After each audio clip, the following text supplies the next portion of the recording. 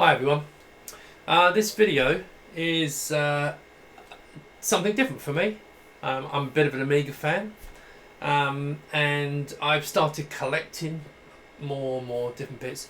But I'm trying to build a system that I once used many years ago, which was a 286. But I want to do some other reasons for buying it. My excuse was, which I'll come to later, which is this monitor. But also, I wanted to get something really gorgeous. And so this video is about my story and my journey with this wonderful Toshiba T3200, which is 286. And also its build, what I've done to it. And also at the end, how to take this apart. Most of the videos that I watched basically told me, don't take it apart. It's terrible. It's not. It's not as bad as you think. It's called reading the manual. But yeah, so hopefully you can enjoy this video, which I've turned this to look like this with my monitor. And to hear more about that is the sponsor of this video.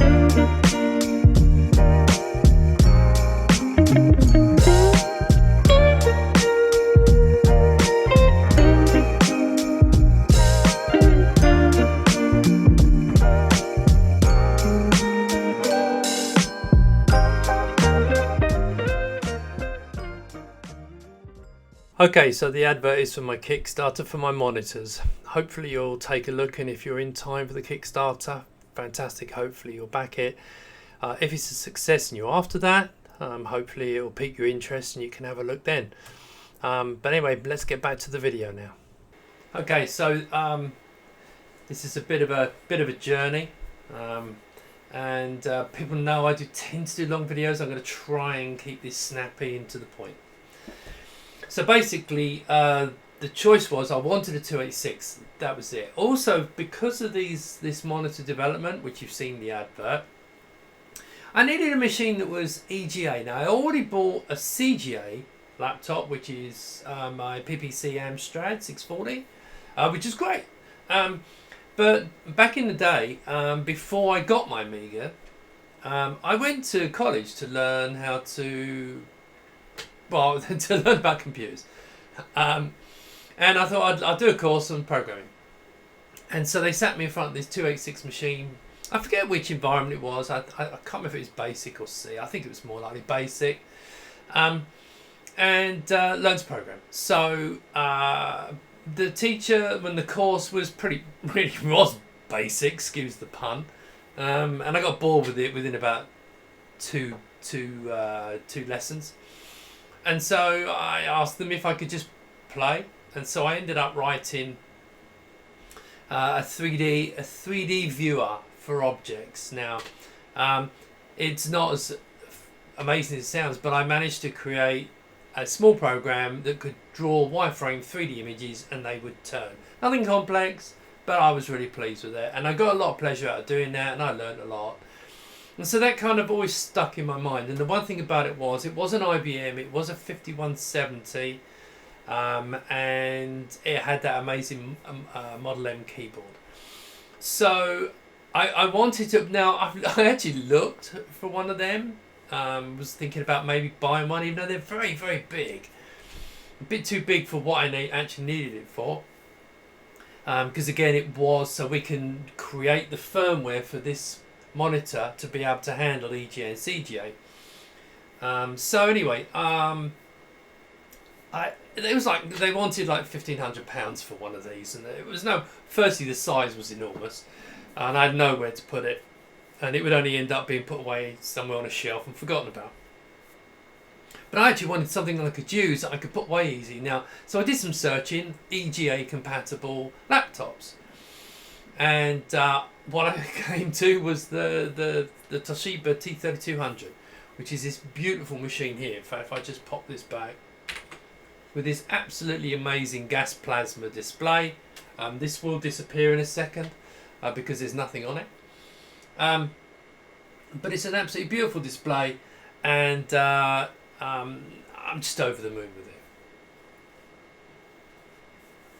But this journey was not without issues, incidents, etc., etc.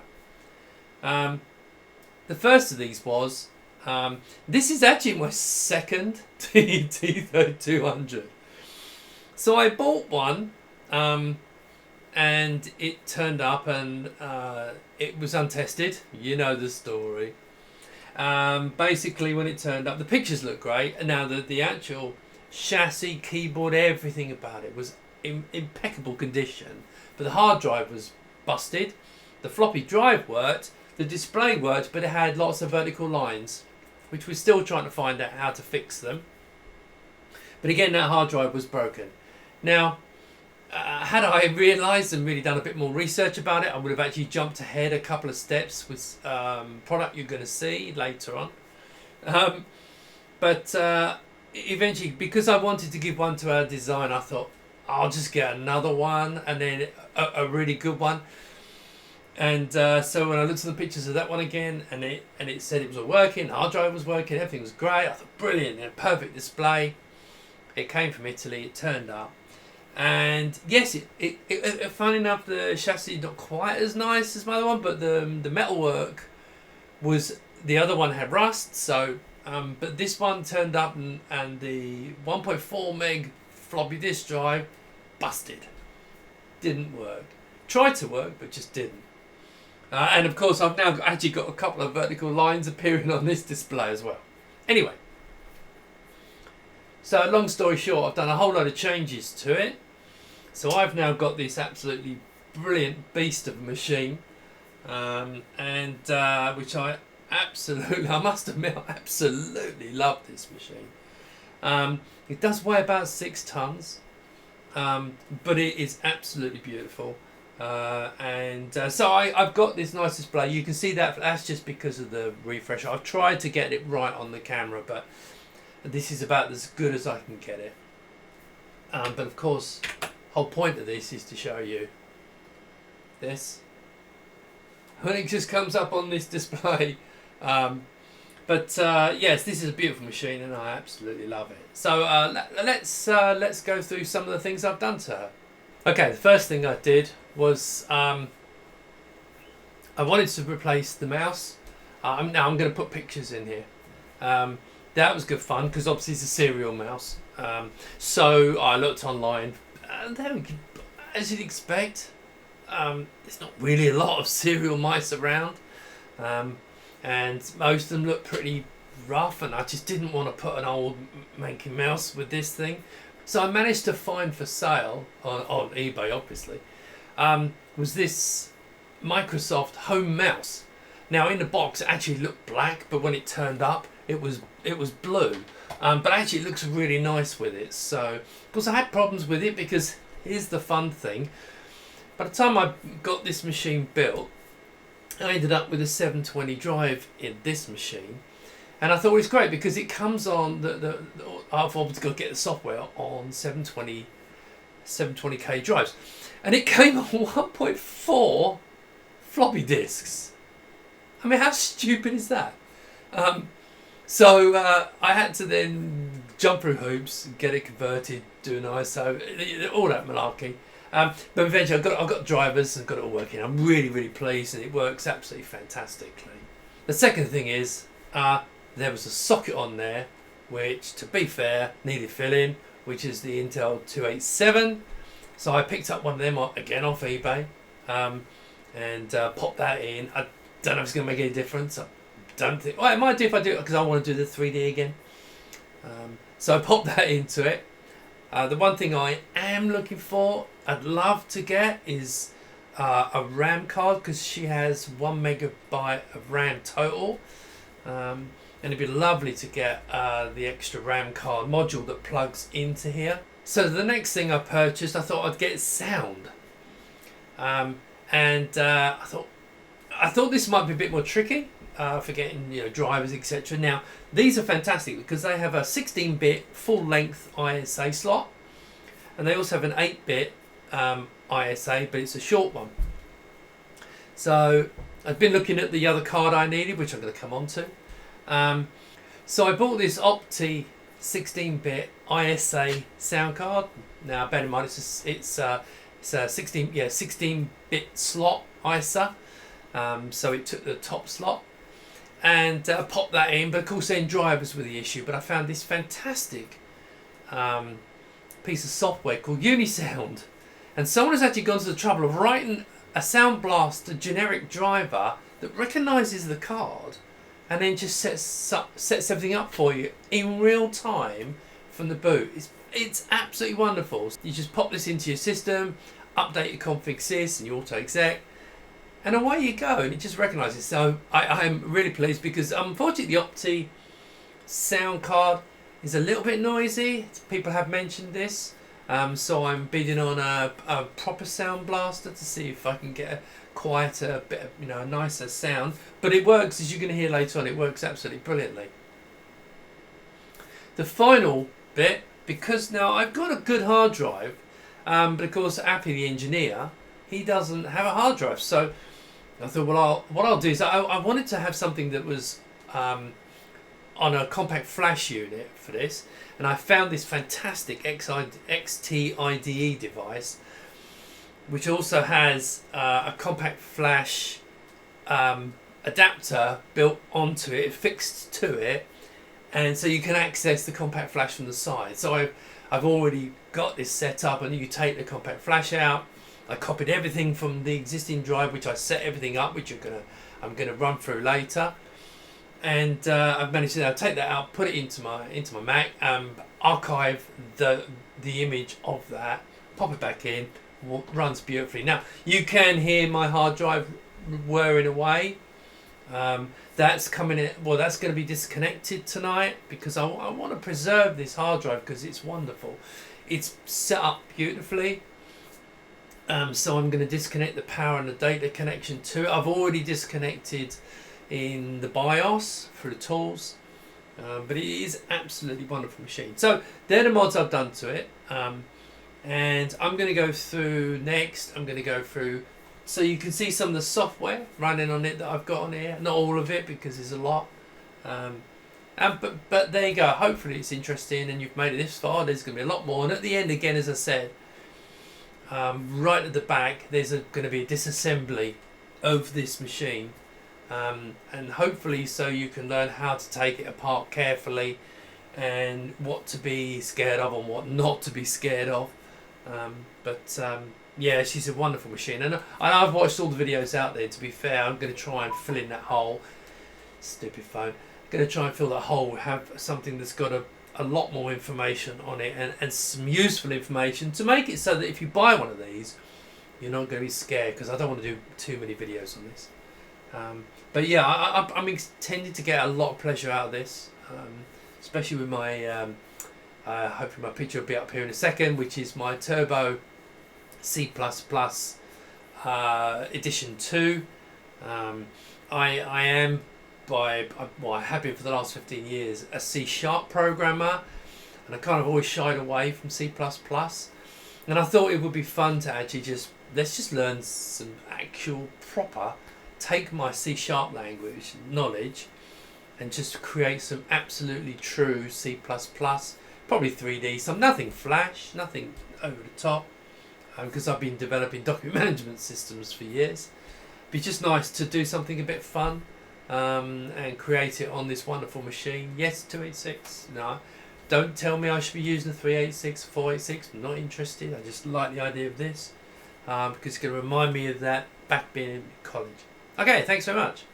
So, last night I took this machine apart. So I don't think you can pick up the difference, but you can't hear the hard drive now because I've disabled the power lead. If you're interested in the disassembly, stay to the end because I go through the whole process. Of course, you haven't got one of these, probably not worth it, and you probably stop at the end of this bit. But so I want to go through now the software that I've got on here.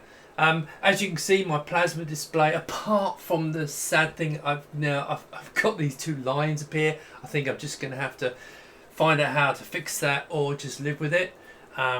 But it still looks amazing. I'll just ignore the lines. But what I'm here really I want to show is to show it on my monitor, obviously, and to show the functionality the monitor gives, but at the same time give you a nice colour view. So let's go put it up onto the big monitor. Now, if you're wondering what this is it's called the Checkmate 1500 Plus, which is a Kickstarter I launched about 3 years ago to make a computer for Amigas. So you basically can create a modern looking Amiga. It's designed to look like the Amiga 3000 but allow a lot more functionality, and you can actually put Amiga 500s, and there's a whole lot of information. I'll put a link up on it. That's what that is, in case you're wondering. So as you can see, nice EGA, 640 by 200 lines. You'll notice it's not filling the whole screen. That's because the system that we use actually drops into a window which is 720, and so that's why you got a border around the outside. You can play with it, expand if you want to, but I quite like it. And this is absolutely accurate, so it looks spot on. Lovely sharp sharp pixels. And it actually looks wonderful like this. So yes, here we go. Edit. Okay, really interesting program, obviously. But I'm going to go through some of the. I've not got a huge amount on here, but I'm going to go through some certain bits of it to show you some of the tools that I've got on here. Try that again. Best if I press the actual X.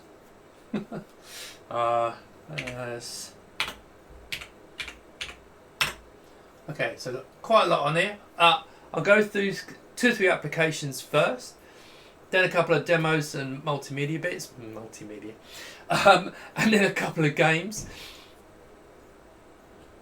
Right, so first one. Sort of recommended I download this. And Norton, I've always been not a big fan of Norton, but having said that, this is fantastic. Norton Commander, great program. So you can copy files between. And there's a load of other tools in here which I'm not going to go into it, but it's just something that I will be playing with, which I quite like. Right, so now what we're seeing is a test of character display. As you can see, this is a balancing act with colours. What I'm seeing is absolutely beautiful. We're trying to get the brightness and the contrast so it looks good on the camera. Is a balancing act. But something that we do have on this card, which is I think quite novel, is if you know anything about EGA and CGA, then you know about the brown fix, which I'm trying to find the switch. Here we go. Can you see down here the brown and then mucky yellow? Brown, mucky yellow, brown. There you go. So we have the brown switch, so it switches the palette.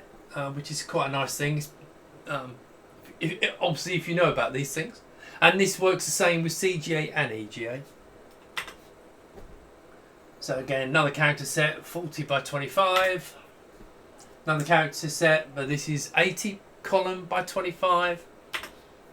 And then we come into the low res. Now this is the CGA palette.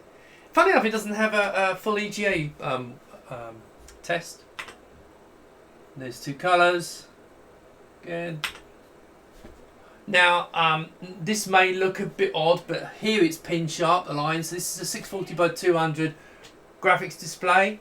Right, let's exit that. Okay, now, I suppose the real reason I bought this was because I want to run this up. You can see in the back, my Turbo C box arrived, which is great. So let's load up Turbo C++. Now, as I was saying before, the aim here is to kind of go back a little bit. Let's load a project.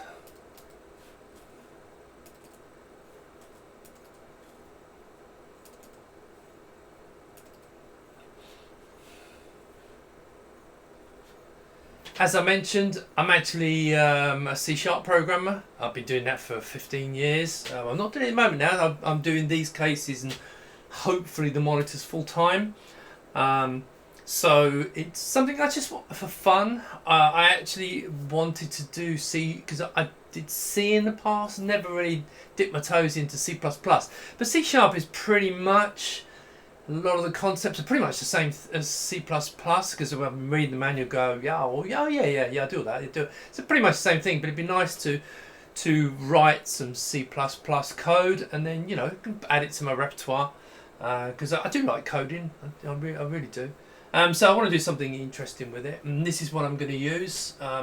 Version, well, it's called second edition, as you can see, but it's yeah, I managed to get a box version, 2 really nice manuals, and even the discs were already sealed, but I managed to find a version of it. It's actually, second edition is 1.01, and so it's I'm going to be doing that, and it looks, I mean, obviously on here, again, I mean, in fact, funny enough, if I run it on you can't see it, you've got to switch this to black and white mode, which is a little bit frustrating. Right, so as you can see, a nice 16 colour sharp, really pin sharp display, which is going to be lovely to work on. So yeah, really pleased with that. So that's what I'm going to be doing actually with this machine. But let's show you some other things it can do. Right, let's type in. Now this is one I realize this is gonna show off my sound card. Okay, so it's called ModPlay Pro.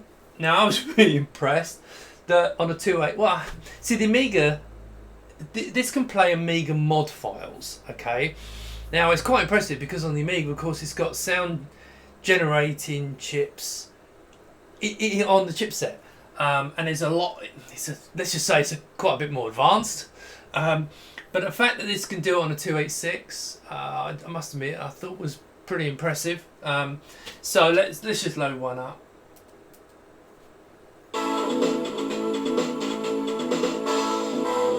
Now, if you remember what I said about it, it's a bit noisy, and I mean it's a bit hissy noisy.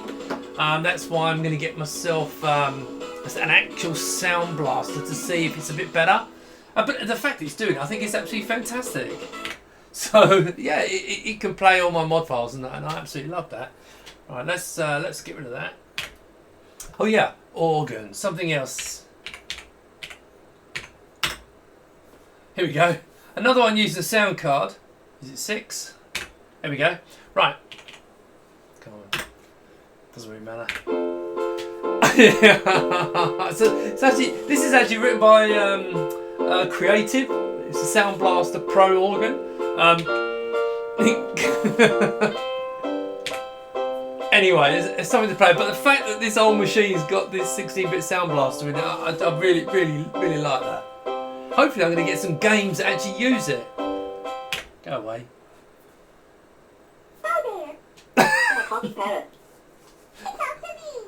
I don't know, I just thought it was quite funny. My little boy looked at it and went, huh? And Hi. Oh, I tell you what I didn't show you actually was an application that is actually useful. Now this one can do a whole load of screen modes, but I'm going to pick at the moment, I'm going to pick the D, which is EGA 640 by 200 in 16 colours. Here we go. Now, of course, now a funny thing is that there's not actually much on it. As you can see, this is a black and white picture, but you know, it's actually quite nice. The actual, it's because it's quite an old piece of software, and it's nice seeing this on an old DOS machine using a mouse, and so it's actually quite good fun to play with. But yeah, that's all in there. I'll see if I can find something else. I don't think I've actually got anything.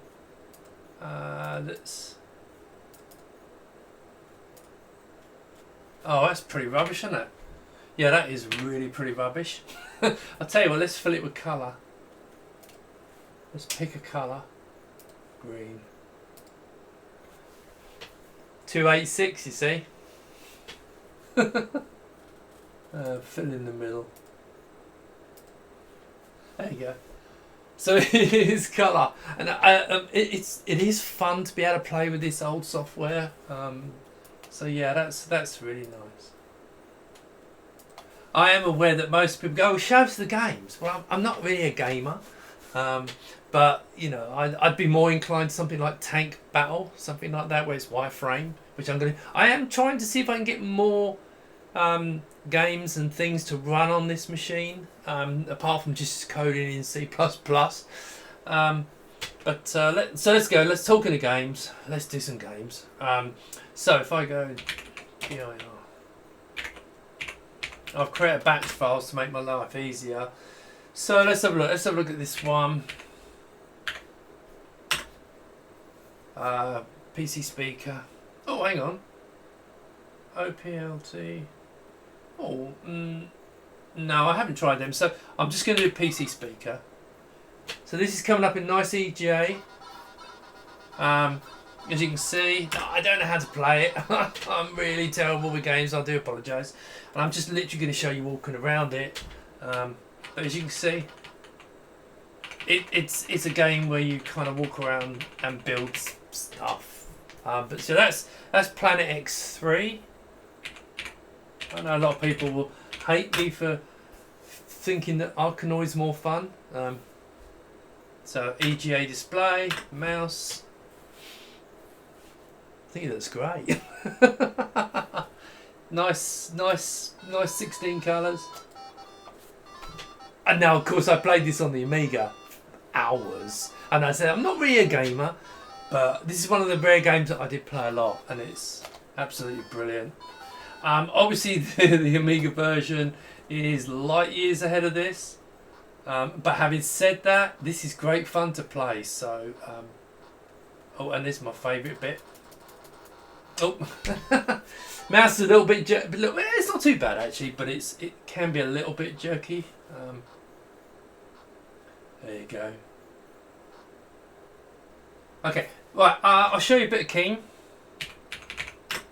I don't know how to play. I really don't. But it's fun to see. Now this is the EGA version. Is it decompressing graphics? This may take a while. Oh, let me just auto sync this. Because it's on VGA, and you watch it, it'll just ping into place. There you go. That's better. It's in the middle. There you go. So now this, unless it's something I'm not aware of. Right, start game. New game. Again, I actually don't know what I'm doing. Something about... That's it, takes me into here, and then I think... There we go.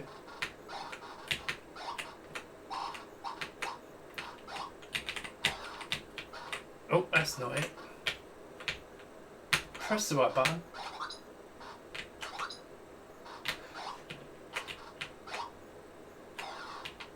As I said, I haven't got a clue what I'm doing. It's a game, and it runs, and it looks, it might be a bit bright on that screen, but anyway, it works. So what I'll tell you what I will do. I'll reboot, and I'll show you what happens when you reboot. So right at the top, you should see the XT-IDE boot ROM kick in, so you can choose. Brilliant thing about this board is it's compact flash. Absolutely love it. Right.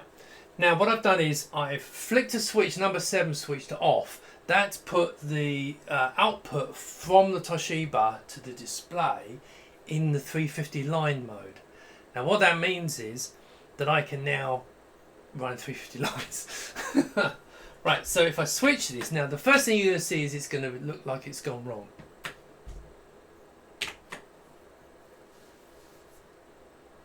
Okay, so it's kind of gone wrong. Okay, now what you're seeing now is experimenting work. Okay, so what I've got is this monitor has a built-in web server which you can log into, and you can tweak the settings with this app, which is served by the controller on board. And I've got a mode here called EGA High Res. There you go. Now, it's now pulled that in. So if I run now, you'll notice it's missing a couple of lines at the front. It's not finished. We've still got work to do. But as I said, to get these extra three, we thought we was going to have to make another board to sit on top. But it's looking at the moment that we can do it with this, and it would be exactly, it will be on the existing board, which is quite a cheap board. It's not expensive. So what I'm going to do is I'm going to just boot up Windows. Now you notice it's slightly missing the front off. Again, that's something we've got to address. But basically, now we've got this in. Now beforehand, you'll also notice at the top, potentially at the top, there's a little bit of movement in the top 10 lines. And if I move this up so you can see it, you can see it's kind of wrong. But it is working, and so we can open it up. So whereas before this was just it was all over the place. So Apple's done a fantastic job on getting this far with the existing low-cost hardware. Now what we're hoping is we can continue this work and make it absolutely fantastic. Oh, let's press the right key, shall I? Now let's close Windows. So that's still experimental, this mode, but if we type in CD man, and then we look at this, now you can see it's actually got it in there. Again, it's missing a little bit off the front edge, but the rest of it is all in there, and it's looking really sharp. And that does look pretty damn good. So that's in 350 line mode. You forgive me if I look up there, because I'm looking at the screen. That's in 350 lines. And again, we can tweak. The one thing about this application, in fact, I'll just show you one of the great things. So if I've got that mode up there, and it means I can do things. If you watch the screen, you'll see it move, because I've got full control over with this application. Right, so if I go into it now, start the game. Now the game is rock solid, okay, and I can move around. I don't seem to have sound on. Oh yes, I do. There you go. Again, I'm not very good at this.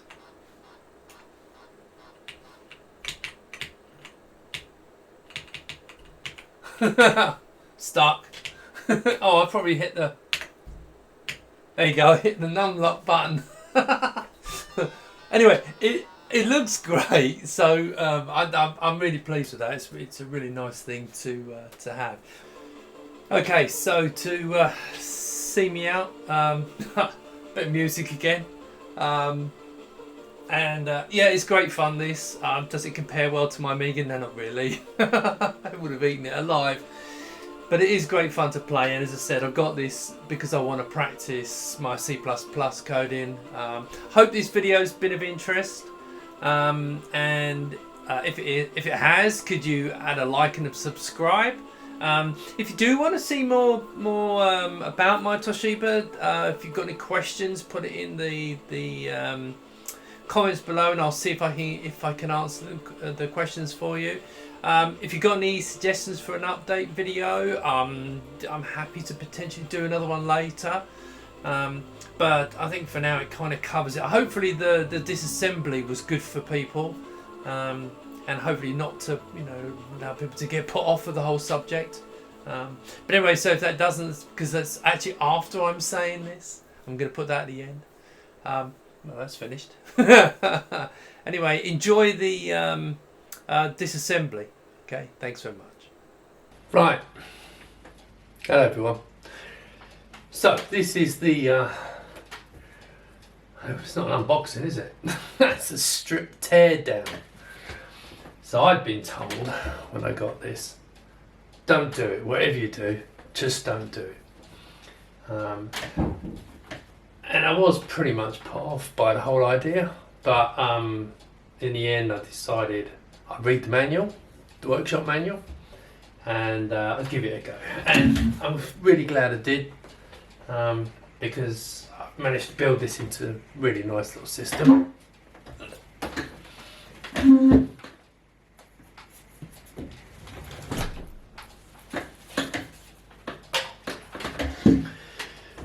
So let's get started. Right. First things we need to be aware of is obviously this. No, okay. What we do is we start with the back. Remove this screw.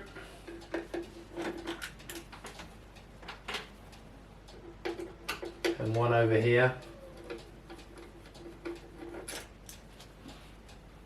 Now this is a total teardown, okay? Well, pretty much. I'm going to get it down to motherboard and power supply. Okay, so we pop that off, put that over there, out of the way. Now, you can't actually see this, but there's one screw here. Hold the front because it can be a bit tight. Okay. And there's one, two, and there's a third screw. You want to take the third screw, which is at the top. And that holds this big metal bar on. So now this can pop off. Now be careful because it's got these little hooks. See, it's got these and they kind of hook into there and then lift up. It's a tricky one to put in accurately. Right, now I've got to remove my boards, which you probably won't have to, or you may or may not have to. So just take out the screw. I've taken off the side panel. And there's that one. Actually, I'll tell you what, let's leave that one done up for now. Let's pull this out. Right, so you just kind of tease this one out. I'm kind of cheating a little bit.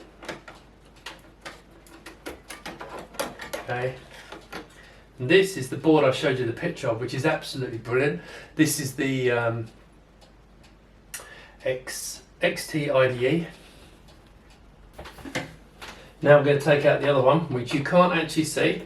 I'm not going to move the camera, just take my word for it. So inside here is the Sound Blaster card. So I'm just going to again tease it gently out.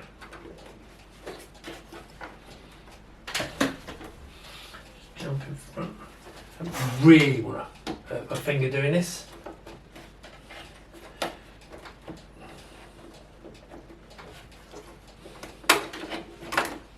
Okay, that's the Opti card that I put in there, but I'm going to replace that with an actual Sound Blaster. Right, that's that. Now what we need to do is turn it over, pull this out, and there's 1, 2, 3. All this is in the actual manual. Now I'm not sure if I'm doing it in the same order.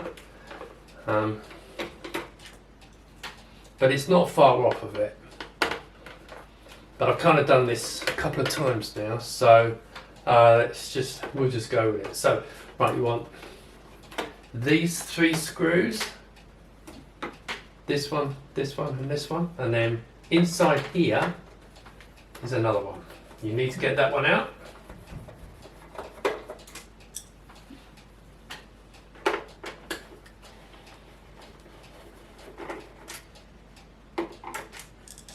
Okay, close that back up again, and now we'll turn it over. Now some fun, lift the lid. Now, I'm going to take the keyboard off, just so it's out of the way basically. So what we need to do is we need to just pop this up. Now mine on here is actually, well, it might be nice. I gave him the broken bit. Typical, isn't it? If the volume doesn't sound too good, it's because my mic in my camera is not particularly brilliant, and so I'm boosting the sound, but it might make it a little bit scratchy. Right, so 2 screws there and there. Okay. Now I tend to hold sideways like that and tip, Be very careful when you pull it off, because underneath you've got this ribbon cable. That is actually a little bit burnt out, isn't it? Anyway, so that's probably because it's reflecting off of this. So I'll take that out. Oh, that's better. Okay. So now what we've got one of these little ribbon cables bit things here, and it's got just one of the clips. So pull the clip out. That'll allow you to drop it out without doing any damage. Now, important. You'll notice here I've got a cell here, and in there's a 2032 cell tablet, and it's going to there, but it's actually, you see, it's cut and joined. There was the original battery that was in it that was dead, which is hidden right underneath here by the floppy disk drive. You have to strip this whole thing down to get to it, but it connects into here. So I've basically done it. If it goes again, I've just got to take the keyboard out. I don't even have to pop that out, I just lift that off. It's professionally held down with black tape and just replace it in there. But that fixed my CMOS. Okay. Now what we need to do, now is where we start to have some fun.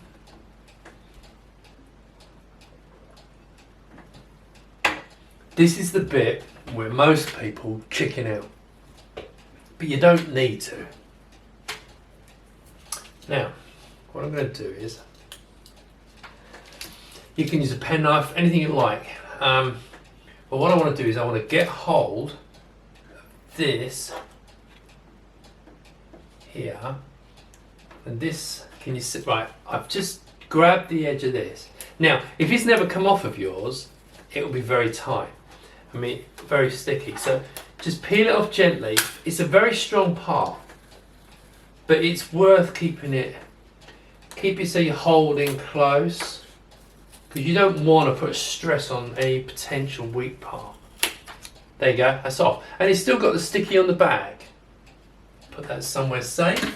Up. Don't put it sticky down, you might get a lot of fluff on it. Okay, so we're now here. So now what we're going to do is we're going to take these two screws off. Number one.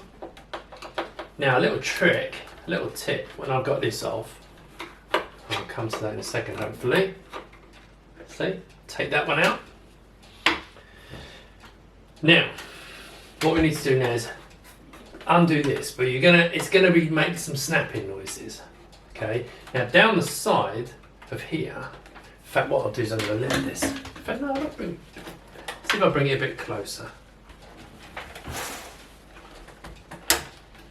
Okay.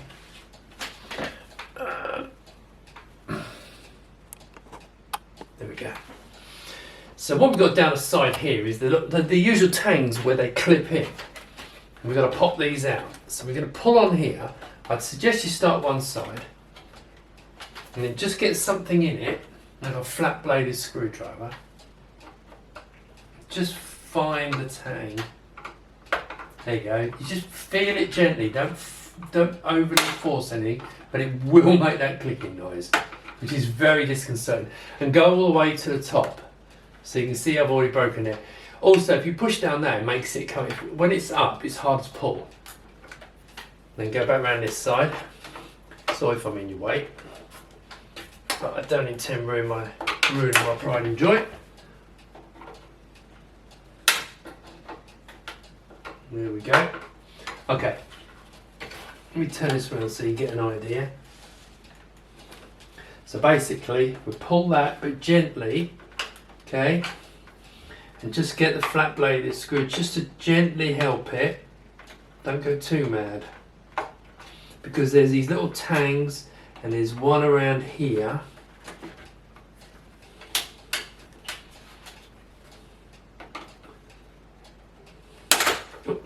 Yeah, that's a bit nerve-wracking, isn't it? Right, pull these down, and then you'll see that side, well you won't, but you'll see this side in a minute.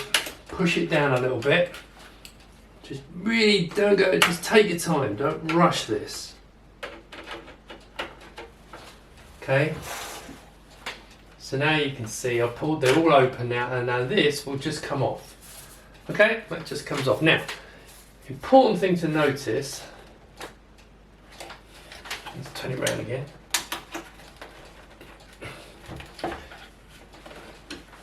Really important thing to notice, let's back out just a little bit. Right, important thing to notice, these metal brackets, these two screws are empty. I made the mistake of putting all 3 screws in each one, and then of course when you try and screw those 2 in, they're meant to go in there. So just leave those 2 empty. Take it from someone who's made that mistake. Now what we want to do now, let's just see if I'm doing this right. Yes. Let's do it this way. In fact, no, I'll tell you what, won't do that. We'll take this off first and disconnect it because there's extra weight on this plastic.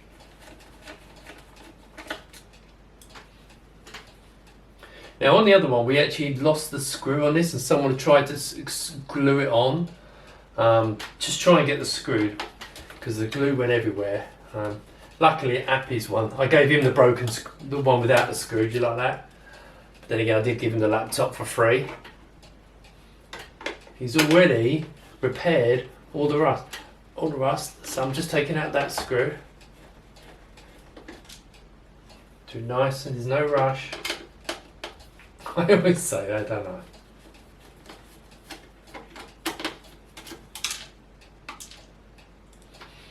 Okay.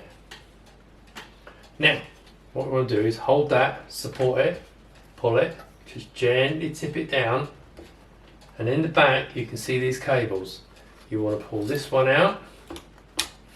Now this has got 2 clips, just clip one and then the other one, and that'll pop out, and then you just want to take this off.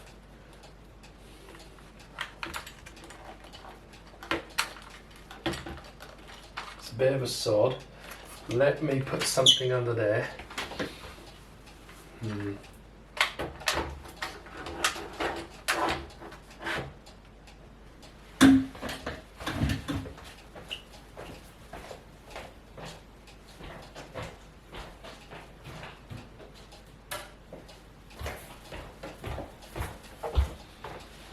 I'm just going to put this under here because I want to lay this down.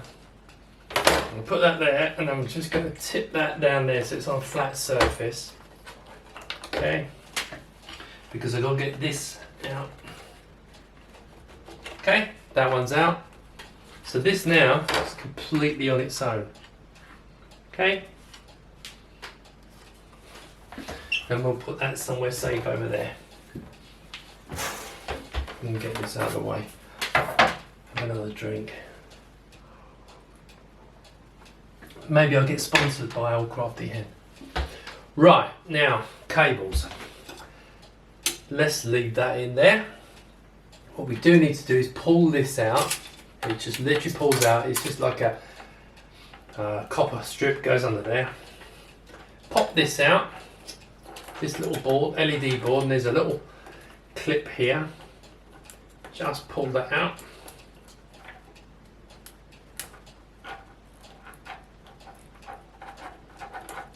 That's it, cables, put that somewhere safe. Right, now what we've got to do is this. It looks more confusing than it is. Important thing to note, which you might not be able to see. I'll see if I can tip it up. In fact, I'll take it off first and show you. You see how the cables go through it? We need to just pop this out, just gently, side to side. Don't force it. Well, actually, now I'll tell you what, let's undo these first. Get this out of the way. I think it's actually holding on to that.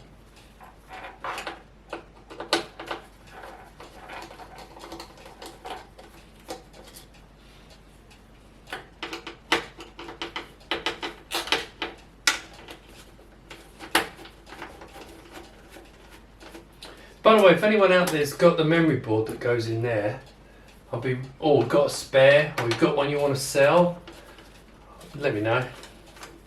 Because that's the only thing, to be honest, I think I'm missing on this. I'm not worried about the networking or anything like that, because I just popped the drive out. but I really would like that memory. Okay, so we take that out. That whole thing, you can leave this board where it is, don't have to take that out. Leave that cable there. Pop this down here. Okay, now we've got this. Now all we've got to do now is just squeeze it.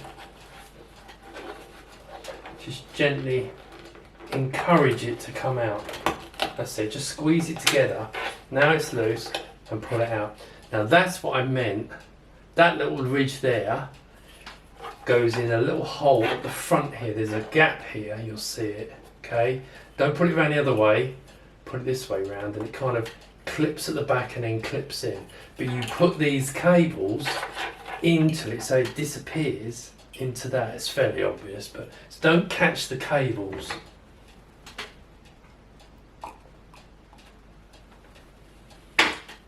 So that's where we are now. Nothing really that scary yet, is there? Now we've got to turn it over. But what I'm going to do is I've got to take this top off, which is always fun. Now, hopefully you can see what I'm doing on here. But basically what we're going to do is we need to, because I've already undone those screws which are holding it.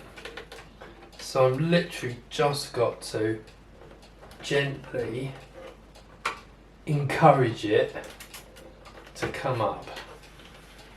Assuming I have taken every screw out I need. Pretty confident I have.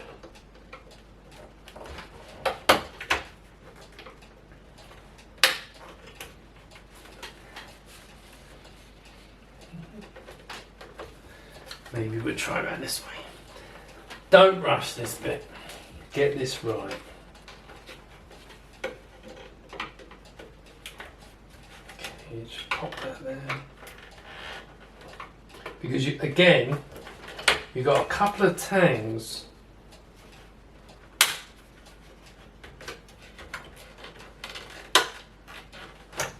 There we go. So there's a couple of tangs there.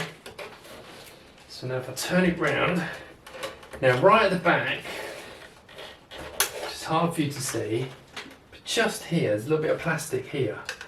You want to lift that up, and then it's gonna, you've got to lift it over the buttons. Okay, which is not easy. Again, just take your time. So you pull it out and just gently lift it. Don't, not all the way, because you're forcing opposite at the moment. It's just gently a case of just working your way round to ease this thing up. There we go. That is now free. So we'll put it back around here. Now, really important, be careful. When you lift this up, alright, you've got to now pull these cables. You've got to let these cables go through this gap nice and gently. They will go. Just gently feed them through, but don't, if you break them, don't come to me. Alright, there we are. That's all there is to it. Now all I'm doing today, now let me just go through this I suppose, a little bit. There's a board. There's two fans that connect over there. Floppy disk is just, now can you see this? That was where the battery was. Well, that is very bright, isn't it? So it's probably a little bit hard to see that. Okay, but there was the battery for the battery holder. Nightmare. But that's basically how you get the lid off, and then everything's here for you. And it's pretty obvious what you do when you start taking these things apart. All I'm going to be doing is taking the hard drive out so I can disconnect the power and the data cable. And then I'm going to leave the drive in there. I'm going to leave the drive in there to keep it safe. Oh, I've just undone the wrong thing. You don't have to do this. I mean, like, this is no longer a tutorial. I'll do the tutorial putting it back on, okay? But I'm just going to get these out of the way. You might as well see. There's only one screw holding the fan on. And we'll get that out of the way. Move that out of the way. Again, you must be really careful with these.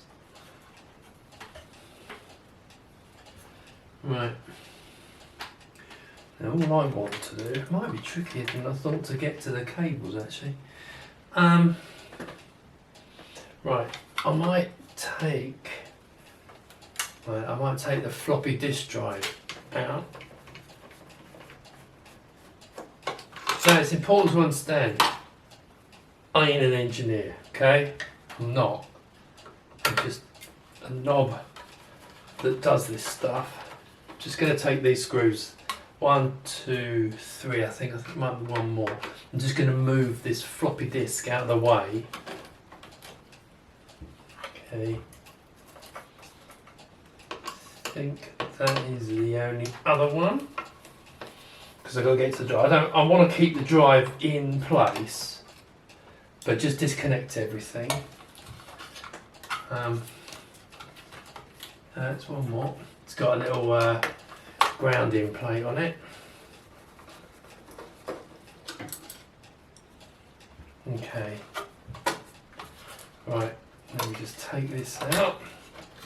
Okay, pop. I'm not going to disconnect it. All I'm doing is so that I can go. Oh, actually, no, maybe not. Do you know what? I'm just going to pull the plug out. Because that's all I need. I just want the power out. Because I've already disabled it from the BIOS.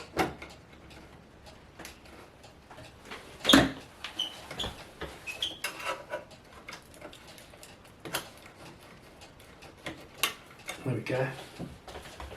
That down there.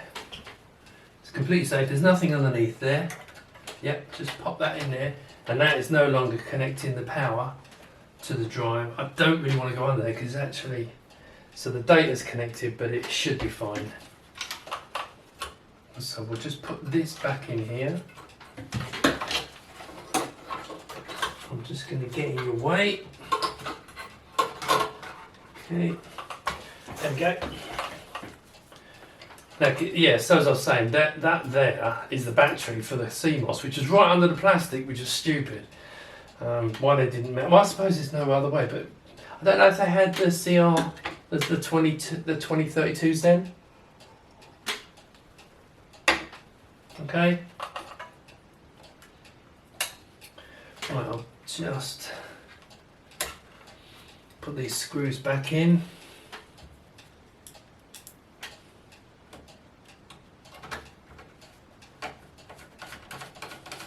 This actually came with a 1.4 meg floppy disk, but unfortunately it wasn't working. They said untested. Yeah, great. You know what that means, don't you? It means it doesn't bloody work, but unfortunately I didn't see that bit. I was too busy going, oh, it's lovely. And I was looking at the hard drive was working, and I was looking at a few other bits and pieces, and I didn't notice it said floppy disk untested. And in future I'm just going to bear in mind where it's bugger then, isn't it? Bit annoying, but there you go. Anyway.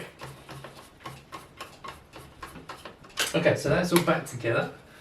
Okay, well, I've just got to put this on. Now I'm going to, in a second, I'm going to stop recording and do then I'm going to do the section on reassembling.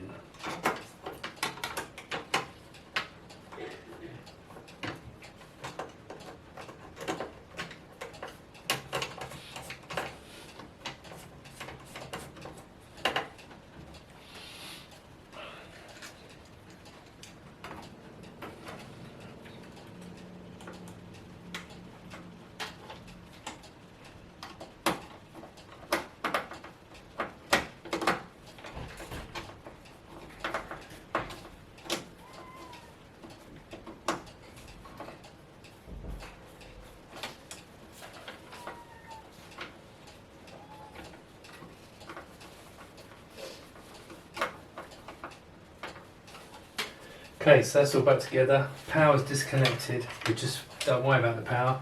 So the drive should be fine. The data lines are still connected, but there's no power.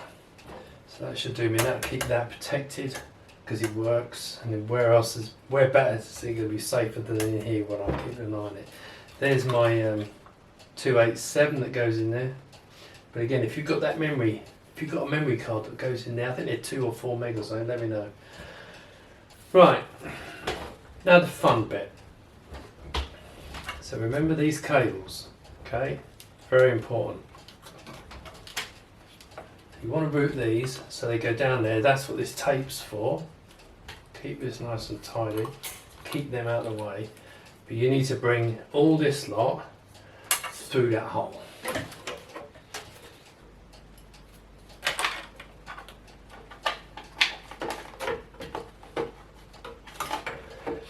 There you go.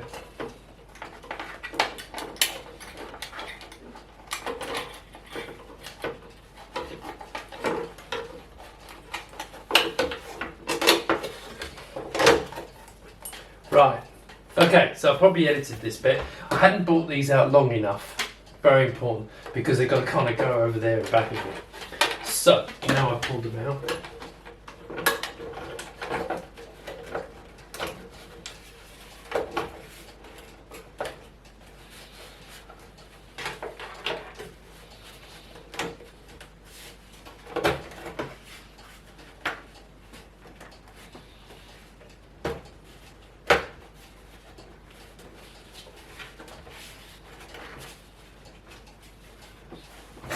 That's all nicely clipped back down now, and I've got these. Right.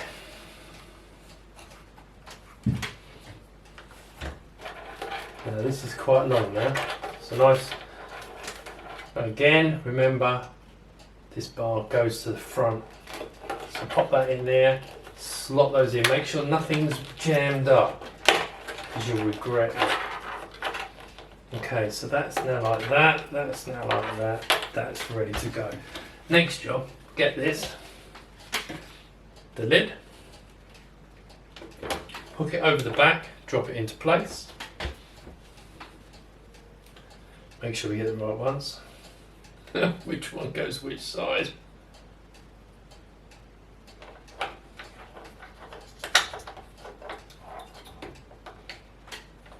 Okay.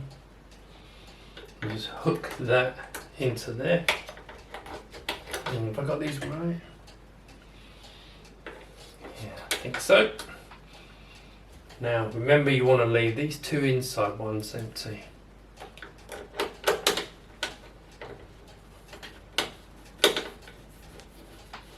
I'm just going to put it forward, remember?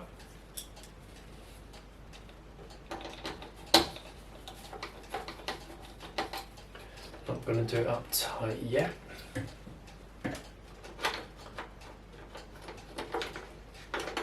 Now hopefully when you did this, you haven't snapped any bits of plastic, because that's not good. I did break a couple of bits, but I got away with it. As you do this, so obviously it's pulling the whole thing back.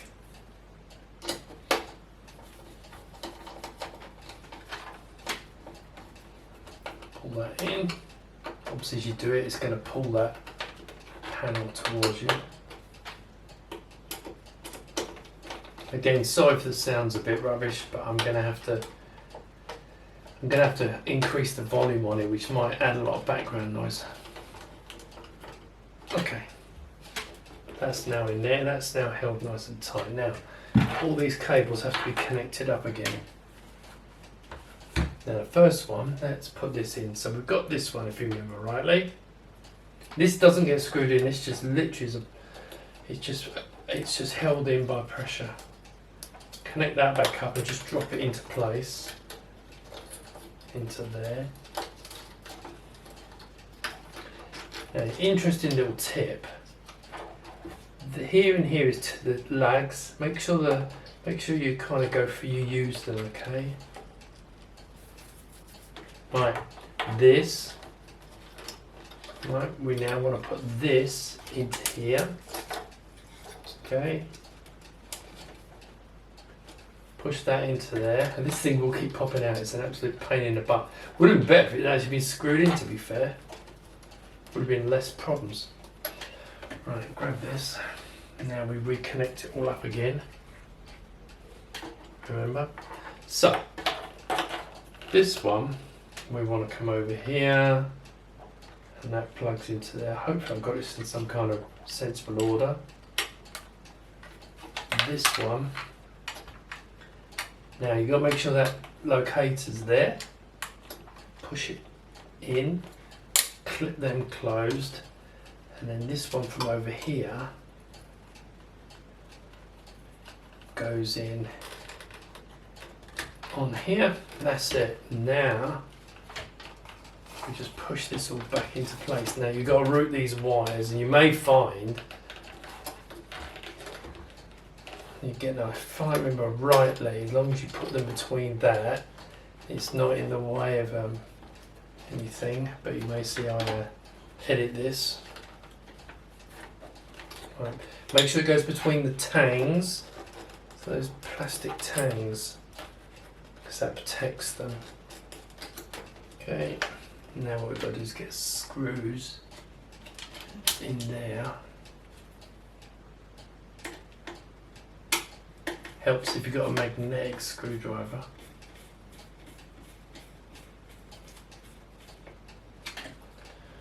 Okay. Get the next one up there. Just lift it up a little bit. Don't force the thread. Let me just zoom back a little bit. Don't force the thread, as I said. Okay. Now we're here.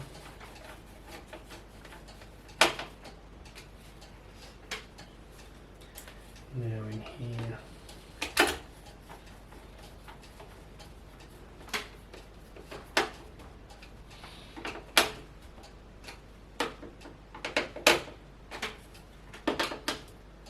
Okay, now we got that.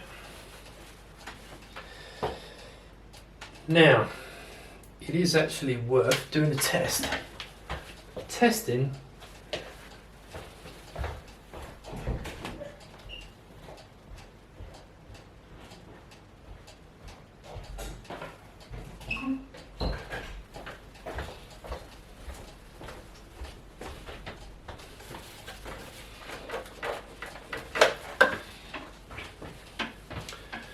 now. I'm just going blind.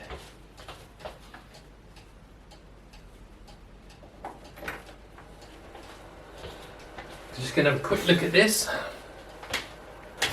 Okay, you're looking at a prize idiot. Right, that's working. That's good enough. I'm just wondering why it says insert disk drive. But of course I haven't put this in yet. But that's good, so I'm happy. The screen's coming up. All seems to be okay. I could probably put a floppy disk in, but I'm not going to bother because I haven't touched any of it.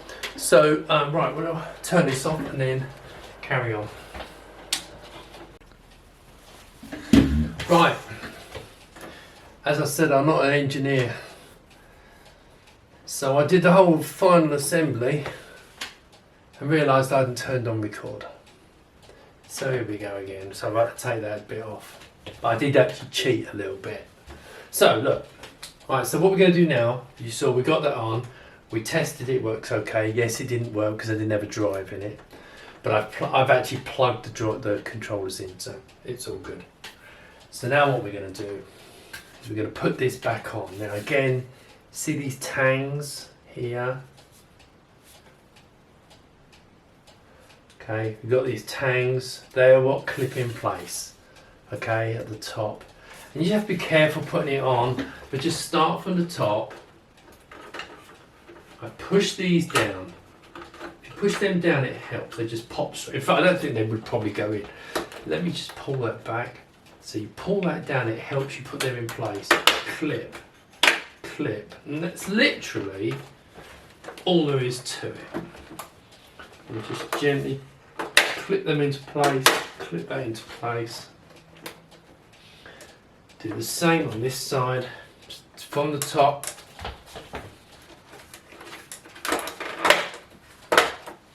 Okay, feel that's just popped into place. Now, you push that and that's all good. Get a couple of screws.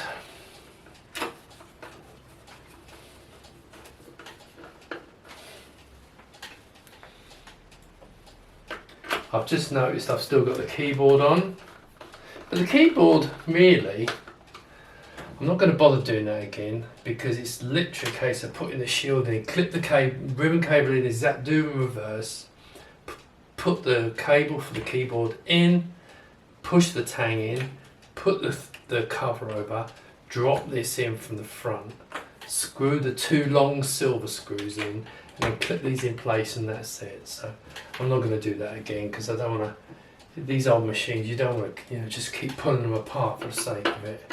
It was a different thing with the lid. Right. Okay. So that now goes up down nicely. We can grab this again. Now what you do is I just kind of locate it over the top there, make sure it's alright, and then just push it down, because the actual sticky material seems to be this kind of material that it will just keep resticking itself, which is great news. Grab that. Now I've also cheated because I've also put all the screws in. So I've screwed these two, this one, this one, this one, this one, and this one. I've already done them,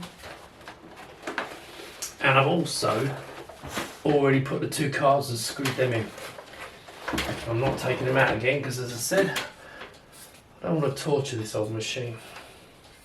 Right, so we get this, and remember, you got your little tangs at the bottom, and they kind of, if you lay it flat like that, get it in the position, and then just rotate it up until it feels right. Don't force it. You just push that in. That should just go just slightly back from flush. It doesn't go all the way, don't worry about it. And then you put 1 screw at the top screw there, and that'll pull it in. No, I haven't actually got that. Don't cross the threads. And then the other short one. Remember, it's this one, not that one. Now, as I said in the bit I didn't record, get that and kind of do this, because you're trying to locate this and this into these holes. Don't ask me why it works this way, it just does. So just put it in there, job's done.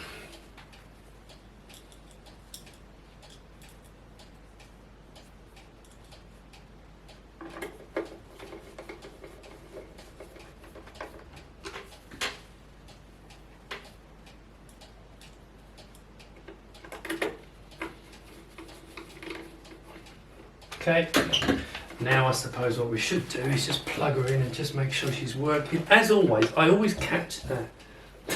I'm going to nick it out of here because, is that lined up alright? What about when we stand up? Can you see it? Yep. Right, let's see if we get any smoke, shall we?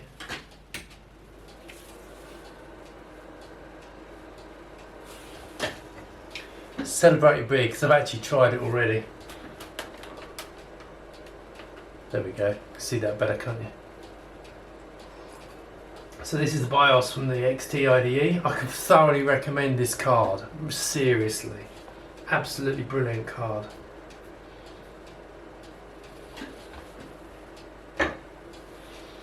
And of course now it's a compact flash, so I can just remove it.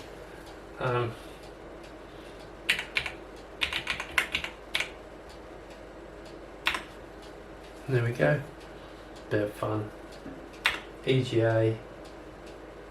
Better go keyboard, eh? Ta-da!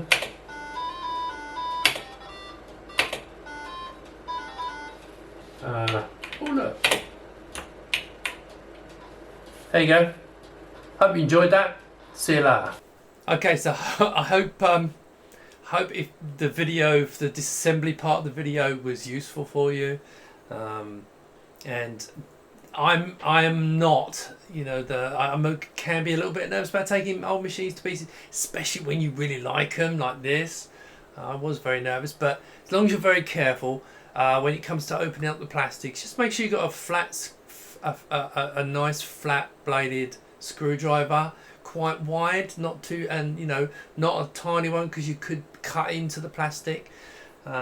Just common sense with that, and just be very gentle as you do it. Don't rush it. If you start feeling just stop, go away, whatever you do to calm down, come back to it. But it's not complicated. I mean, it was the first time I did it, it was like I was a bit nervous, but the second time and the third and what have you, it's not as complex as people have led me to believe. So I hope that was useful. All right, thanks very much. Maybe see you soon. Bye.